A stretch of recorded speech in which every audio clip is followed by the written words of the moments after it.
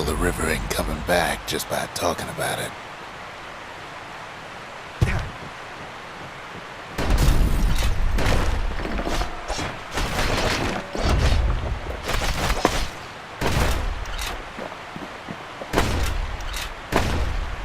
Riverbank swarming with windbags.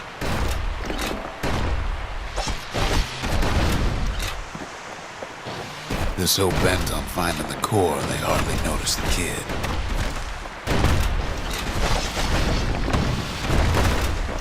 Lucky for him, a certain famous ferry barge is still afloat. Weepin' Nellie. She sends some squirts crying home as she leaves port. Maybe Nellie knows the way to the core. Maybe she can slip right past all the clamor on the coast. Or maybe not. A security skiff pulls up portside. Nellie's just another windbag to those guns. Just then, the windbags notice who she's sailing with. They're pretty steamed about what happened at Cinderbrick.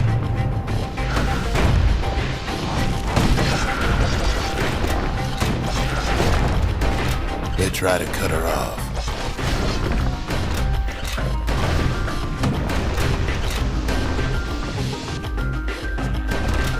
They try to slow her down.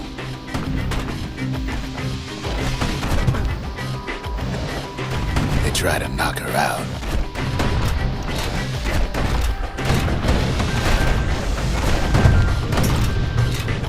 Well, Weepin' Nellie tries harder. Try as she might, though, she hits a snag. Kid's gotta help her get untangled. Favors for favors.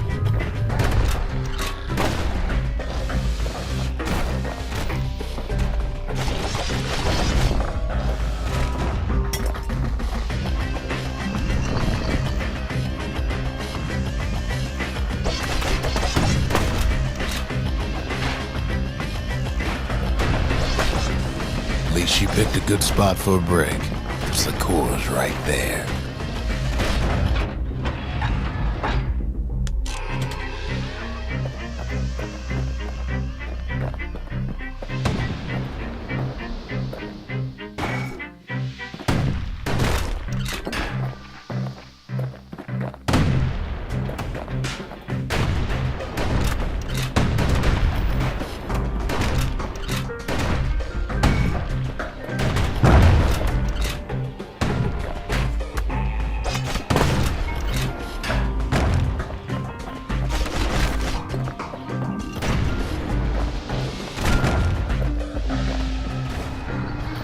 Then the kid hears an unusual sound, like 100 flapping wings. They've been watching his every move. They had their own eyes on the core. But why? Well, kid ain't got time to think it over just yet. He finds Weepin' Nellie raring to go. Turns out she's got a special surprise for when the waters get rough.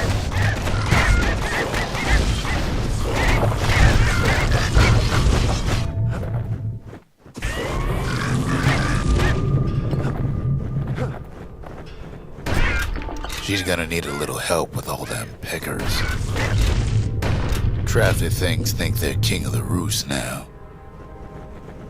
Rest of us only wish we could fly in times like these.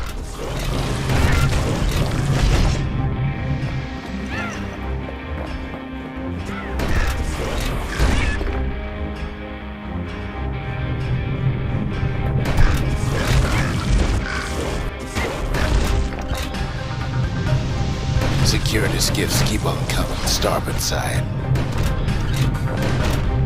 Don't seem to care what they shoot, as long as they hit something.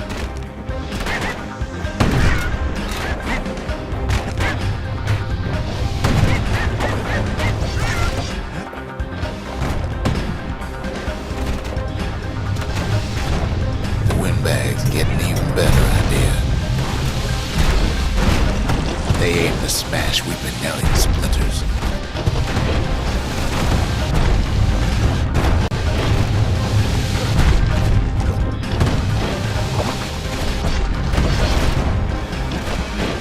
it almost falls again. They don't know the kid's just trying to help. Or maybe they don't care.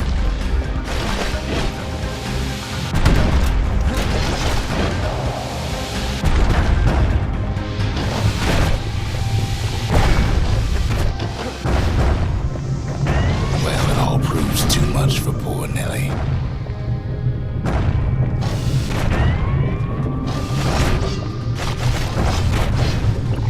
She's just gotta make one last stop. With her last breath, Nellie gets the kid to solid ground. Solid ground in Pecker country. Seems a calamity ain't hurt the Peckers' appetites.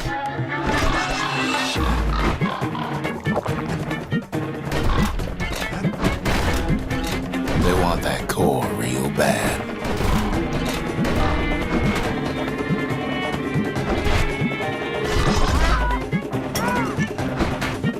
Might be they want it just as bad as a kid. Kid shoos him off, knowing they'll be back. Know how many times kid nearly fell off the barge back there? 4 times. Now, listen close. You should remember this next part.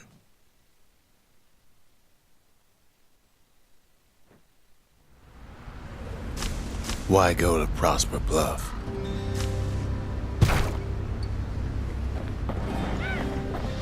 Used to take an enterprising man or a plain old fool to venture out that far.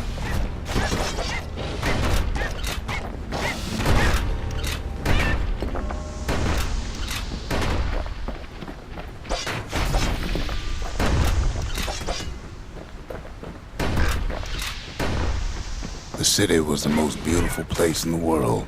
We all knew that.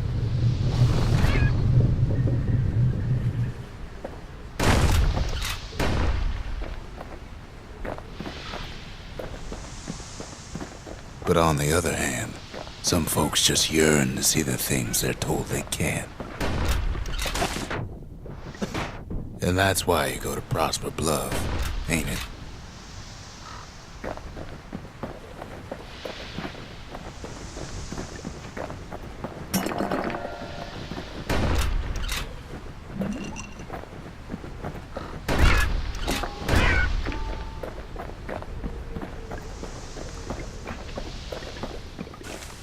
There, the kid hears something he ain't heard in a long while.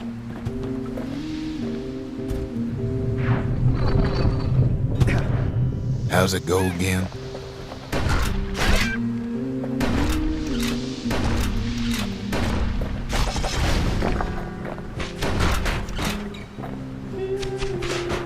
Yeah, that's the one.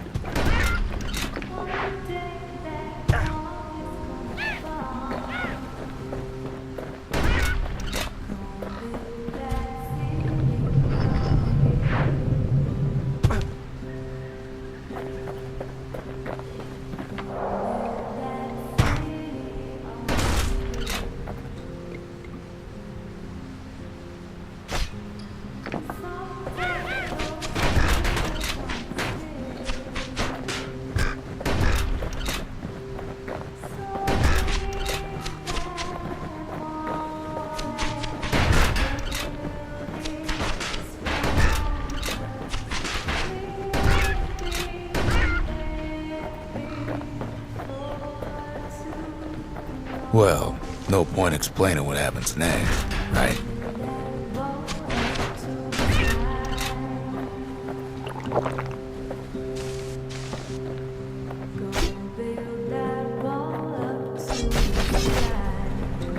Suffice it to say, kid ain't coming home empty-handed.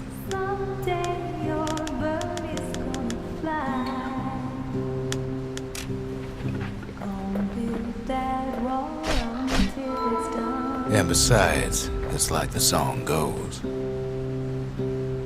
Gonna build that wall until it's done.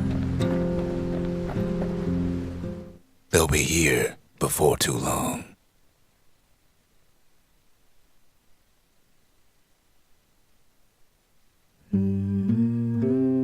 We darn near celebrated when the kid got back, didn't we? Zolf never thought he'd see a fellow Ura again. We become fast friends. Calamity has that effect on people. But there was more to be done. There was one last core to find. A scientific journal written in Zolf's native tongue. He learned so much from it. Too much. If only I'd known half the secrets of the Calamity were tucked away in that book, I'd have worked to translate it right away.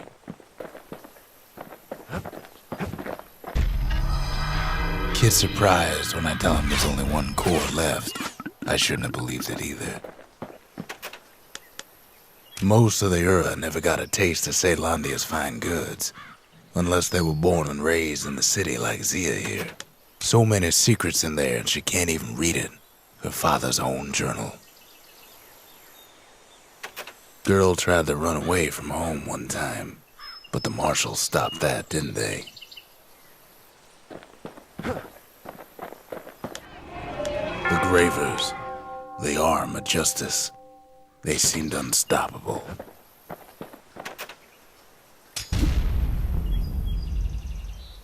Behold, the Pantheon.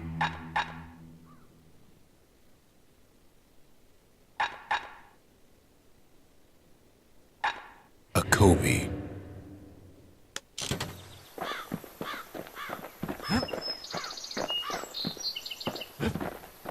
We tracked the final core beyond the city to the wilds.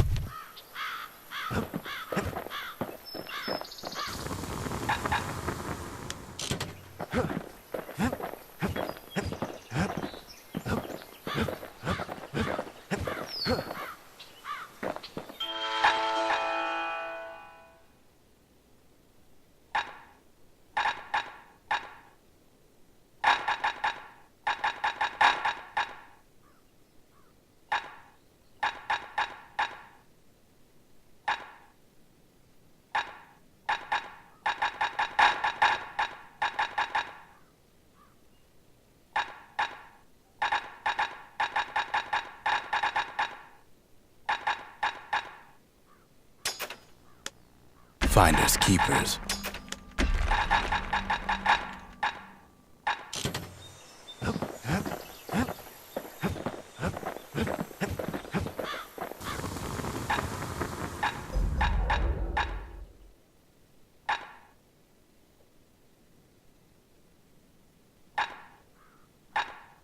You want to tune a scrap musket, you start with the barrel.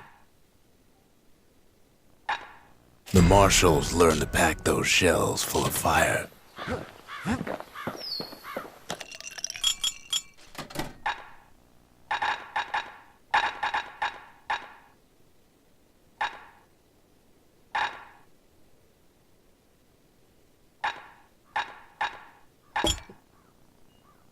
If you're feeling low, count on the buttery flavor of our own Bastion bourbon.